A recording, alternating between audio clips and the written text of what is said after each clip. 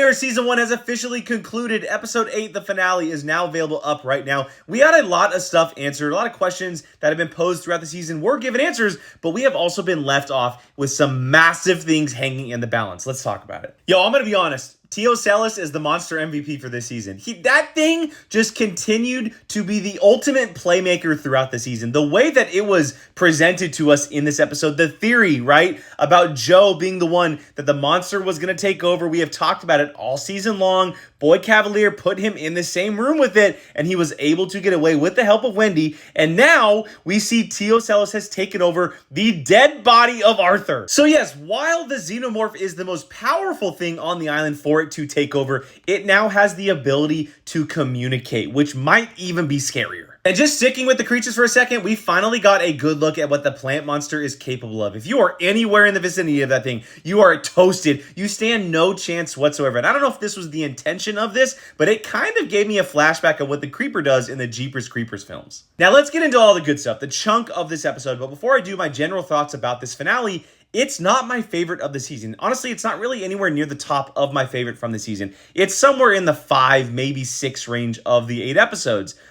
I think there's too many loose ends going into a second season. I completely understand what they are trying to do and what they are trying to set up with the story that they are trying to tell in this finale. But I do feel like they have left us off with too much going into a pretty large break. Also, and I don't know if I'm the only one that feels this way, but I need the Wendy stuff explained more. I need her to be 65-70% of this show going forward, because right now, to me, it feels like she's God. It feels like she has this limitless power that is pretty much everywhere, and she can control and do anything that she wants. With all of that said, I still really enjoyed it. It was not what I expected it to be, but I do really like the outcome that we got and where we are headed with this story, how these characters ended up in the positions they are at the end of this episode. But I think the most interesting part of this finale comes in that final scene, right? Wendy and her Lost Boys have taken over. She has control. She has humbled Boy. She has both Xenomorphs by her side.